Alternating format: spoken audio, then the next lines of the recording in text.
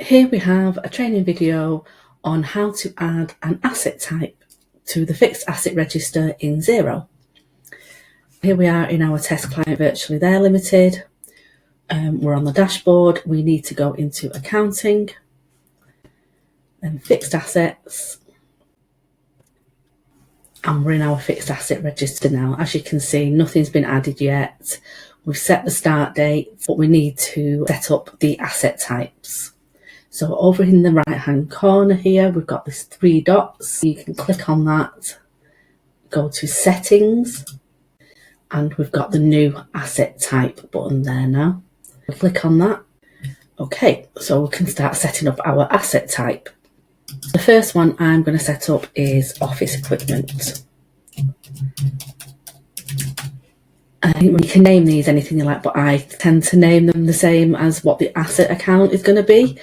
And we do have an office equipment asset account.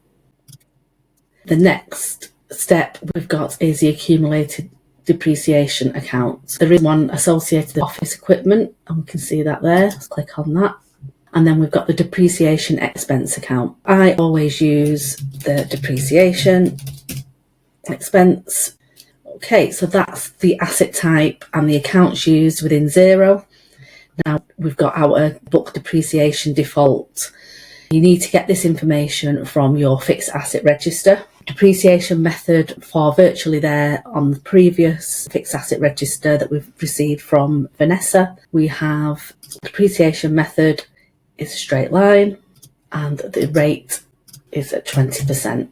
So there's lots of different things you can do there. If we picked, for instance, reducing balance, we'd have to say whether we want to reduce it over the full month or in actual days.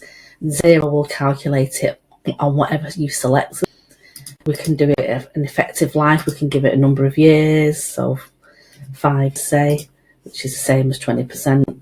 For this one in particular, we're going to do straight line. We're going to do 20%. And there we have it. We've created a new asset type of office equipment. We've put in the default depreciation and we can save. Now, if you have other asset types, you just go ahead and create a new one. But there you have it. That's how you add a new asset type.